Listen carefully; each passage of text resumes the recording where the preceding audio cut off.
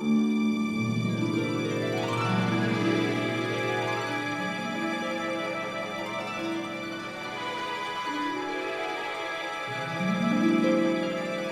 Frederick Gerten, and I'm the filmmaker. And I'm Leilani Farha, and I'm the advocate. And Leilani, you're also the former UN Special Rapporteur on Adequate Housing, meaning that this is true. This role you had in the film I made is like you're not there anymore. You lost your UN hat. Yes, I'm free. You're free. You're liberated. Free at last. Liberated. Free at last. That's right. So now, you're the global director of the Shift. So what is I anything? am. What are you doing today? This week, for example, what is happening? Well, a big thing happened this morning, which is 1,400 families in Buenos Aires, Argentina, were evicted. They were living on lands. They had nowhere else to live. Buenos Aires is a very expensive city, so they were living on public lands, I believe, and they were brutally evicted this morning, October 30th. And as it happens, I intend to go to Buenos Aires. I'm putting it in quotes because, of course, with the middle of this pandemic, we don't go anywhere, but we were planning a trip. The Shift was planning a trip to Buenos Aires to visit virtually. And so now for sure we will do that. We're doing it in November. It's horrible. I mean, and this is Buenos Aires, but this is happening in so many places around the world that people get evicted in the midst of this pandemic. And you are still this kind of global watchdog. So how do you... Trying to be. Yeah, it's a lot of work. Trying to be. It's a lot of work, but, we need... The global scale of the housing crisis requires a global response. And so I'm starting to work a little bit more with my successor, the new special rapporteur, but then the Shift has its own role to play. So, cool. Yeah, it's a lot of work. What's going on with you, Frederick? Yeah, I'm doing what we always do. Yesterday I was talking to university in Norway, to the students, and I mean, there's almost every day there is something. I was doing a podcast to a film festival in Pittsburgh that is showing the film, and you were in the panel last night. So the film is moving around and it's cool. But today we have a special guest, and this very special guest was actually leading our first panel with Push. It was in Geneva at the Human Rights Film Festival. And Patrick Butler, social policy editor at The Guardian in London. Welcome to Pushback Talks. Hello. Hi, Frederick. Hi, Leilani. Hi, Patrick. Welcome. So we actually tried to make some kind of focus on United Kingdom. That's what you say, United Kingdom? Even if you have a queen? I'm a little bit confused, but it's okay. That's how it works. So... do you remember your first reactions when you saw Push? What kicked in for you? I was blown away, actually, by Push. What I loved, apart from the kind of global scale of this, I mean, I think when you're a journalist working almost entirely in one place, which in my case is the UK, it's astonishing to see how your film kind of made it clear this is a global problem of housing and homelessness, and it sort of stitched everything together. So this is happening in Asia, this is happening in South America, this is happening in New York, as well as London and Northern Europe. So I think for me it was that sense of you'd really successfully managed to stitch everything together. And of course, it was brilliantly directed, Frederick. And in Leilani, you had this fantastic presenter, really, who had such energy on the screen, and it just made it a very human story. I think you're talking about Leilani's hairstyle, isn't it?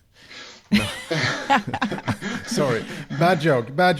I love your hair, and your hairdresser actually has a credit in the film, so that's important. She does.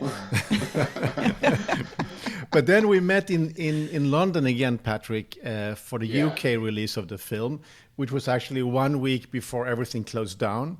So we actually had great reviews. The film was about to go out in many cities around the country. We had panels planned, but when you saw it again, did you anything new pop up for you, or? A year later, a year later, I saw it again at at that film showing in central London, and I think of course, I thought it confirmed for me that this was a really powerful piece of filmmaking. But I mean, even then, I remember meeting and talking to you, and that you're right. It was a week before lockdown, and I think already we were there in the foyer of the cinema, and we're kind of thinking, we're looking around at people sniffling. And wondering, are we on the brink of something here? And you two were of course at that time you were jet setting all over the world. It seemed to me I was very envious of you because you had a film, the film festival in Canada and Sweden and Norway, and there was me stuck in London, and it just felt like I think we were getting first intimations that we were on the edge of something quite serious. And I remember you discussing, are we going to be able to fly there next week? Will we get home in time? And so it felt quite auspicious at the time. It was a special date. Patrick, in your reporting, you're a very busy journalist and editor at The Guardian. You've been looking into a lot of the poverty situation in the UK. It seems like you're in kind of a crisis right now in your country. I think we are, and I think what's really striking about what's happened in the UK, and let's be clear, what's happening in the UK has happened across the world, and certainly across the Western world, where economies have gone into rapid contraction. Lots of people have lost their jobs or are working less.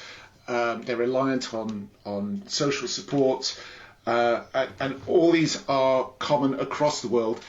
I think when I look at the UK and how and the impact of coronavirus and lockdown on the UK, I think what we're seeing is the legacy of 10 years of austerity, where in the UK context, what we've seen is over the past decade, public spending has been cut. And I think what we're seeing is at this moment of crisis, some of the structures that we thought were just about still in place to help people in their hour of need had become very fragile indeed. What I see from here is that this 22-year-old footballer from Manchester United, Marcus Rashford, like a young black guy from Manchester who makes £10 million a year, he's mounted a campaign and got 1 million signatures for food checks to poor people. And also he made a lot of restaurants and cafes to give meals for free. But it seems like it's an extreme situation. If he can feel it, if he can feel that stress around in his community, it must be a big crisis. I think one of the great things, one of the important things about Marcus Rashford's campaign, and there's no two ways about it, this is a stunning, phenomenal campaign by this incredibly articulate young man, who's also a millionaire footballer, is the authenticity with which he speaks. So he's been very open about his own background. So he grew up in South West Manchester, and he grew up on a council estate, and he had a single mum, and he had free school meals when he was a kid, and his mum struggled often to put food on the table, but she made the sacrifices to do that when she could. And even though he's incredibly talented and made this rapid rise to stardom and global renown, he hasn't forgotten his roots and where he came from. And I think it's that authenticity is one of the reasons why he struck such a chord. The other reason I think why he struck such a chord is the tone with which he speaks, the kind of politeness, the reasonableness, the appeal to people's better natures comes, I think, as a real surprise to people. The thing you have to remember about the UK and particular England is that we've become a very divided society in recent years. We had Brexit, Leave, Remain, bitter feuds between right and left. This is something we've seen all over the world, of course. And I think what Marcus Rashford was able to do was cut through that kind of partisanship. He kind of depoliticized this subject. Now, we know ultimately this is a political subject, but he was able to cut through that and appeal to all sides of the political spectrum on this. And he appealed to people's better nature as well. I mean, people loved what he was able to do and asking them to do. How do you reflect on this, Leilani? One of the things that's so amazing about the Marcus Rashford voice is that in my experience in the UK, albeit somewhat limited experience, but I did go and talk to a whole lot of people after the Grenfell tragedy, people affected by the Grenfell tragedy, the survivors. And there's been a long standing and consistent refrain from people living in poverty in the UK that they do not have voice. They are not listened to. They are not. They're treated as second-class citizens, if citizens at all, etc. And Marcus brings the voice of, as you say, this authentic voice of what it's like to live in poverty in a rich nation like the United Kingdom. And of course, he has a racialized voice, so that's super important too. So for me, I think, it's very scary to me where the United Kingdom is going, especially the rise of food banks.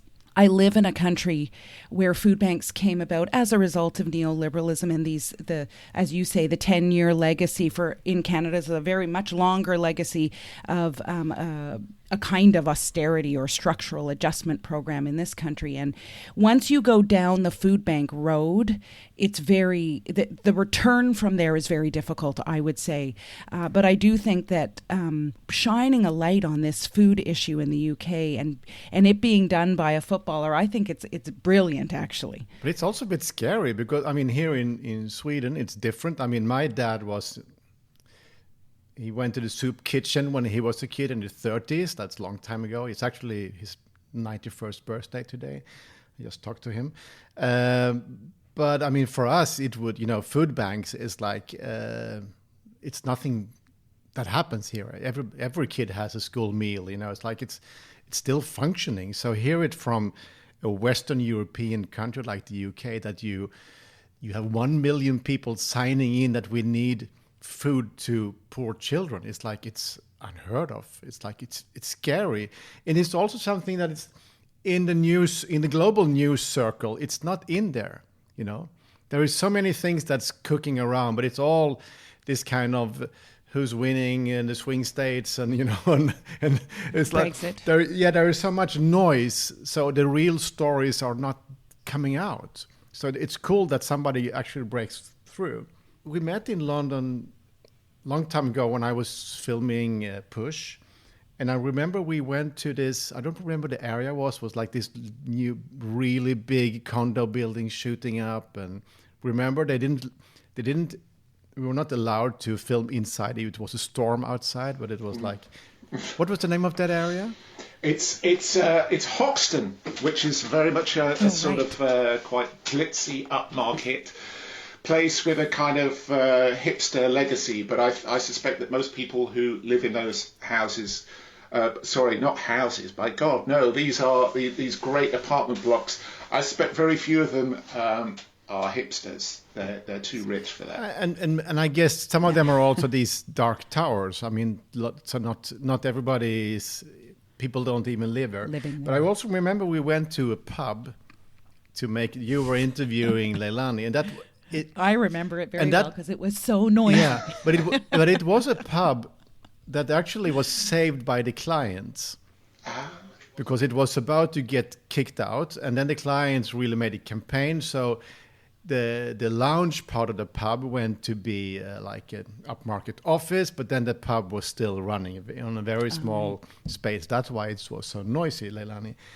But yes. I mean, I remember when we talked about there was like almost a pub closing a week in the UK. It's a part of this financialized energy that happens in the UK.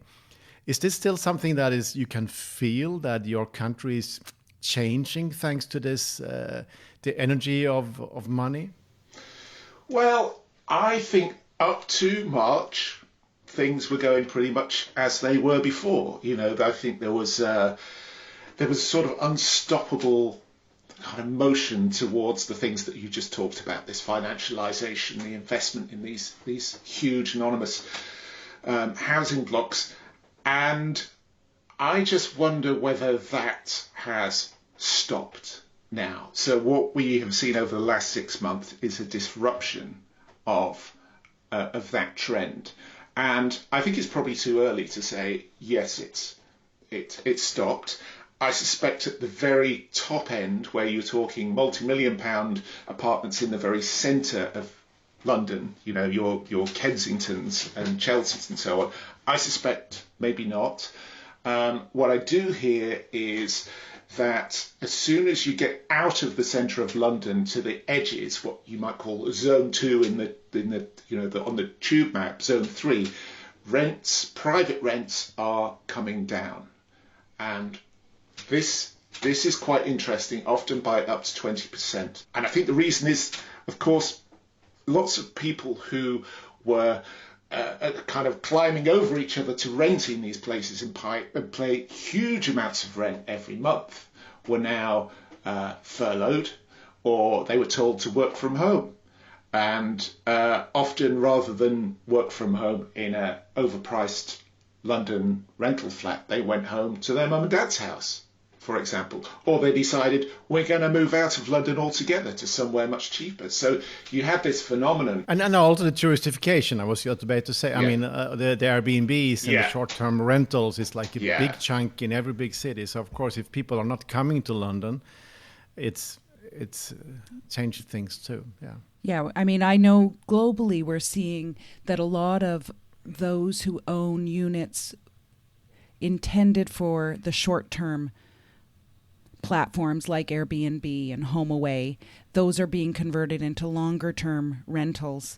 I think it's super interesting, and I've heard, for example, that the cost of rentals is coming down in Manhattan as well. I mean, it's so expensive there that by coming down even 10 or 20%, it's still unaffordable for most people. But still, it's an interesting trend. The question, I guess, is, you know, if we ever emerge from this nightmare, and let's hope we do, if there aren't tenant protections put in place, I think we might see a return to normal. In other words, okay, so those units will be occupied, but the ability for landlords to raise the rents will be still intact. And so as things emerge and as economies pick up, we may just see the unaffordability happen again. You know, that's my concern. So the question is there any political appetite for actually doing anything about that, you know, looking forward? And I don't know in the UK if you have a sense of, I mean, with the current government in place, whether that would be of any concern to them.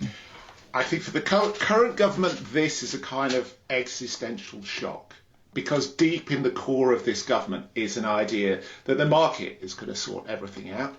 Deep in this government is a sense that, I mean, we're talking about the people, lots of people who donate to the Conservative Party are corporate landlords, or lots of MPs we know have their own investments in private housing.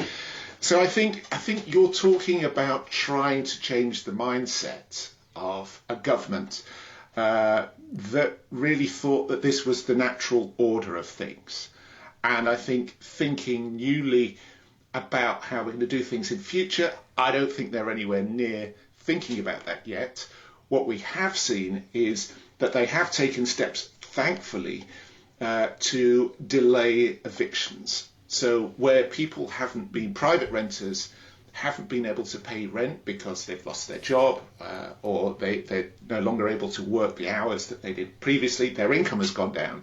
There's been a stay on the courts being able to process eviction proceedings against them. Now, that's been pretty much put on hold since, I believe, March, and it may now have been lifted, but of course there's huge backlog, so it's going to take a long time for people for lots of people to reach the point where they're evicted.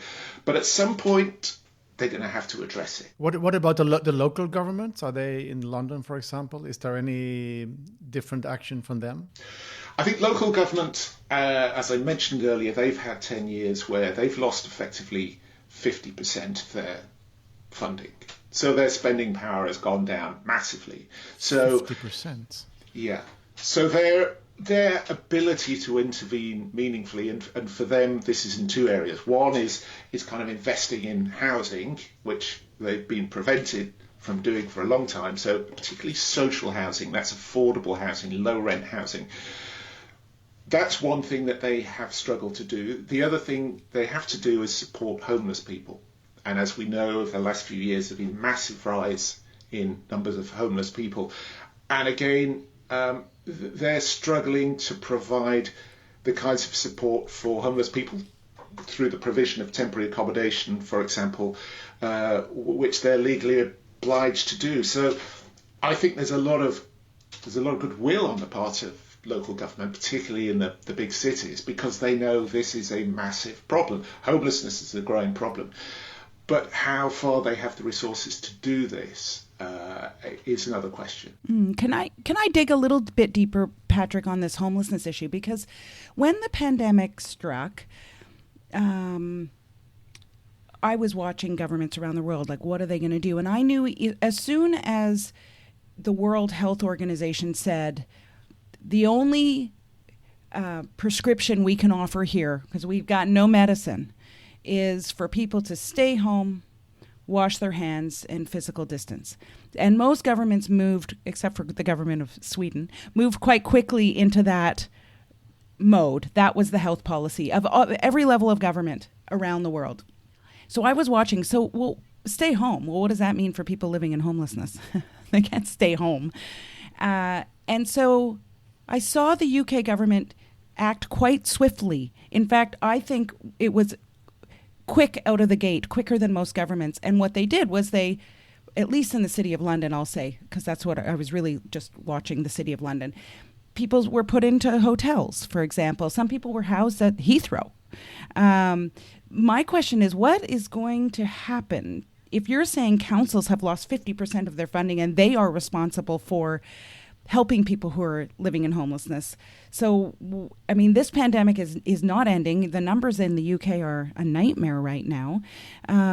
What's the plan? Do you know? Or Well, Leilani, you're right, and I think it's to this government's credit that it has taken homelessness seriously, particularly rough sleeping. Now, there's a caveat to that, which is you wonder whether they are putting the kinds of resources into it that it needs. But I think it's to this government's credit that it acted reasonably quickly after the pandemic started. And you're right, we had this Everybody In campaign where local government was funded to effectively put up all the rough sleepers it could muster on its streets into hotels. And of course, hotels were empty, which helped. So, I'm sure some of the hotel chains were massively appreciative of this move. But this is what happened. And so for the first couple of months, you had homeless people who were on the streets who now had somewhere to stay, albeit a hotel room. What happened I think it was probably around July, August time, when in the UK, this is where we start to come out of national lockdown, and there's a general loosening. People are kind of going out and about, and the government's thinking, my God, this is costing us billions. And so all of a sudden, that's when the funding stopped. That's when people came out of the hotels, and by and large. And I think this probably felt okay at the time because it was summer. We had a reasonably warm summer, but now it's autumn going into winter, and we've got a second wave. And I think the onus now is on the government to act again. What is it going to do about people who are on the streets? And we don't really have a clear idea of how many rough sleepers there are in the UK, but it's probably between 10 and 15,000. I think the official figures say it's about 5,000.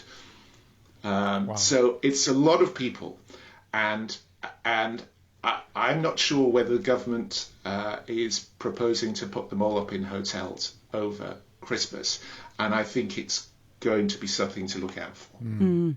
I read something about some policy of deportation of people who are rough sleeping, who are not UK nationals. And I think that represents not a massive portion of the rough sleepers, but a significant portion. I don't know the exact figure, but that's pretty worrying. Now I heard that they would use that as a last resort, but I mean that's certainly something to push against or push back, because imagine that. I mean, you can imagine the circumstances under which someone arrives in the UK and ends up being a rough sleeper, and then to be returned back to their country in the middle of a pandemic seems, I don't know.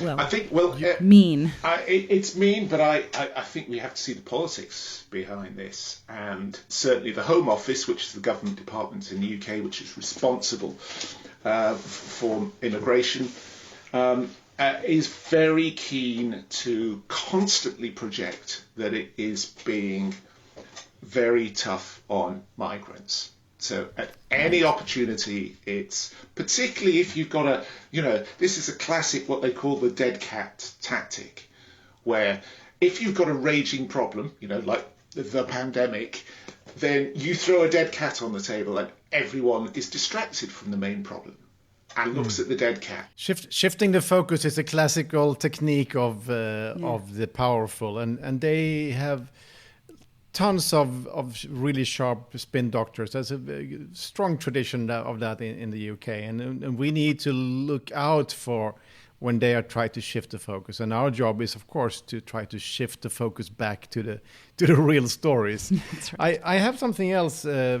because in the film we go to a place that is now called Elephant Park. It was before a big social housing estate called Haygate Estate, built in the 80s, but it was just taken down. I think that the borough needed money. I don't know, it was something, and so they actually evicted thousands, I think 3,000 people, and then they built this Elephant Park. And when we were walking around, it was almost everything was standing empty. So it was sold in packages on fairs in Singapore and Hong Kong, and so for people to invest money. So how is this a one-time story, or is this something that gets repeated, that borrowers are selling out their social housing because they need money, or what is happening there right now? Well, I think one of the interesting things about the pandemic is that it has forced people, policymakers especially, to re-examine certain issues. And obviously housing is a clear one here. And I think it's probably fair to say that on balance, people are beginning to re-recognise the importance of social housing. And they're beginning to recognise that you just can't leave this to the market. So I think you have the government as well as the opposition talking about the importance of social housing, or at least affordable housing, which in a way, we've begun to realise this was a problem, as you know, but I think it's the past 6 months which are really concentrating minds on this. And I think it's not just housing, but it's across the board. And one of the things I wanted to talk about, which again takes us back to poverty, is one of the striking things about the last 6 months in the UK is how this crisis, this standard of living crisis, has hit a cohort of people who up to now had never felt poverty, had never been dependent on welfare benefits to survive. Kind of, middle income, lower middle class people who had previously good jobs, who all of a sudden have found themselves dependent on the state and dependent on food banks and worrying about how to pay the rent. And I think that may change the dial politically. So poverty is not just this thing that happens to these other people over there who, are feckless and lazy and it's all their own fault. I think people are beginning to get a different perspective on this. Now, just to give you a really fascinating example, I spoke to an airline pilot a few weeks ago who, of course, his industry was absolutely decimated in March. That's an airline pilot. And he said to me, my work dried up over at night. I had to pay my mortgage. I had to pay this. I had to pay that. I applied for universal credit. I didn't get it because I was earning too much, or he had too much in savings. And he said, I had all this downtime. I started looking into this, and I realised the British social security system is in really bad shape, isn't it? I'd never thought about this before. Now that, I think, is the transformation that could happen, is that it's bringing millions of people into to realise just how fragile, life can be, and just how important having some kind of social security, social insurance system is. That's pretty sobering.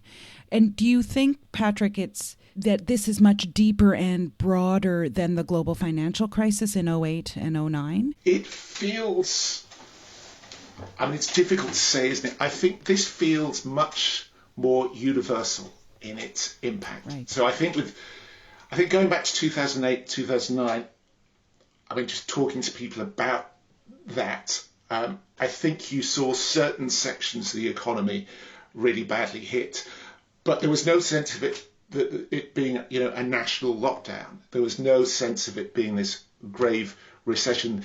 There seemed to be an element of normal. People could still go about their lives normally, notwithstanding, they had problems. The economy was still functioning normally.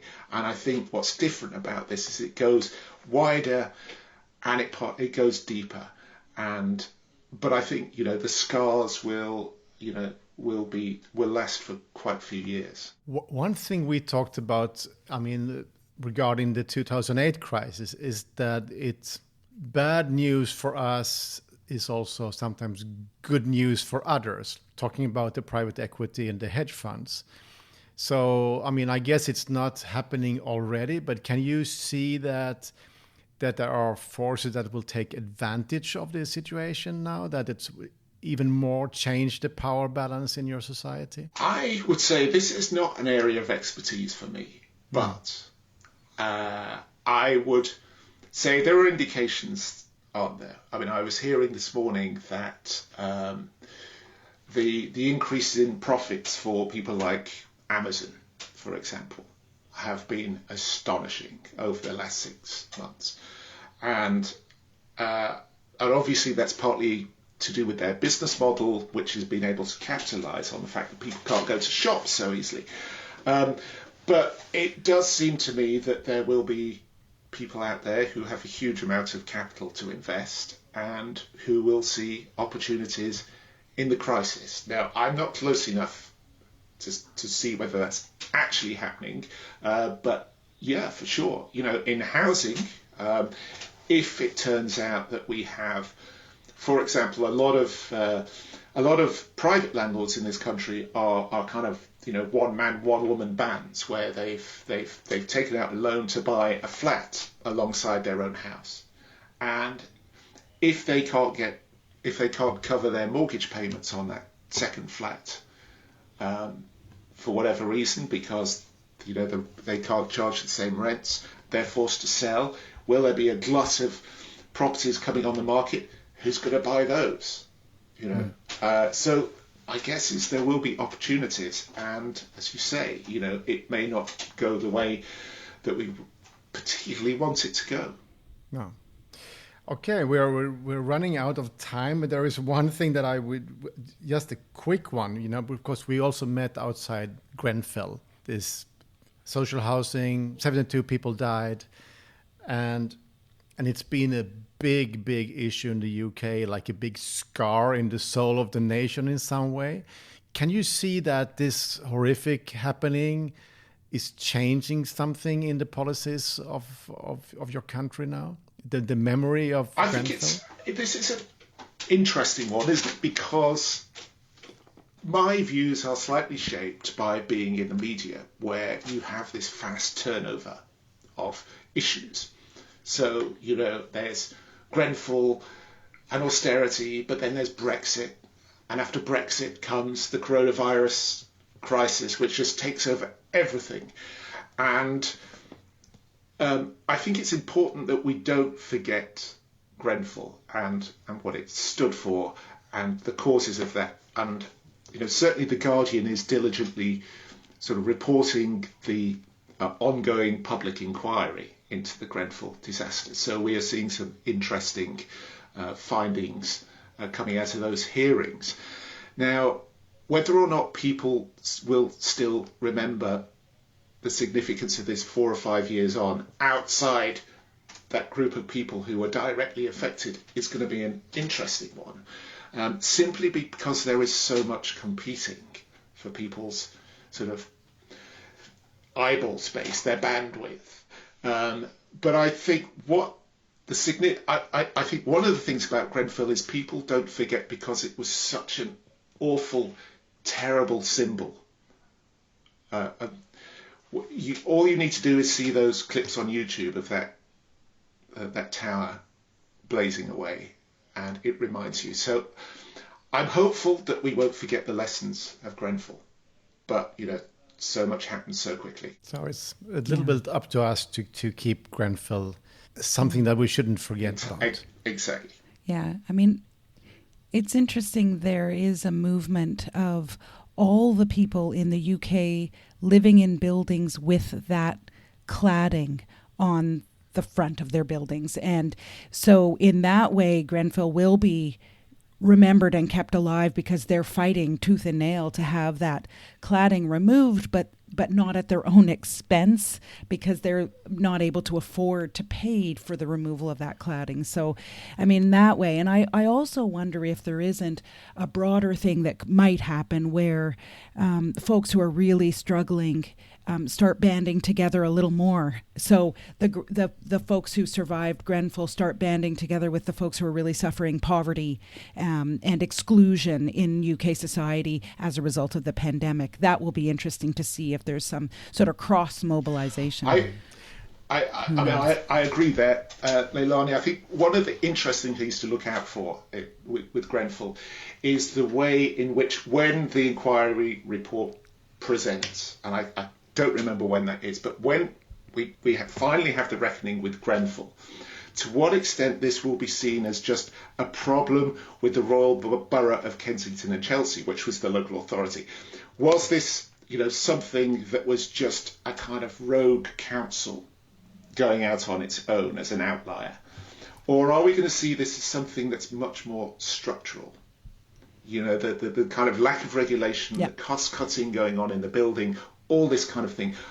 Are we going to get the bigger picture here, or are we just going to stand and point at Kensington and Chelsea and say, the bad guys? I think important we get the bigger picture on this. When we did the film, we looked into fires in social housing globally.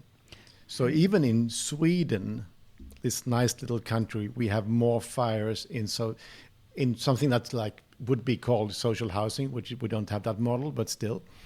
I mean, we've seen a lot of these fires in Paris.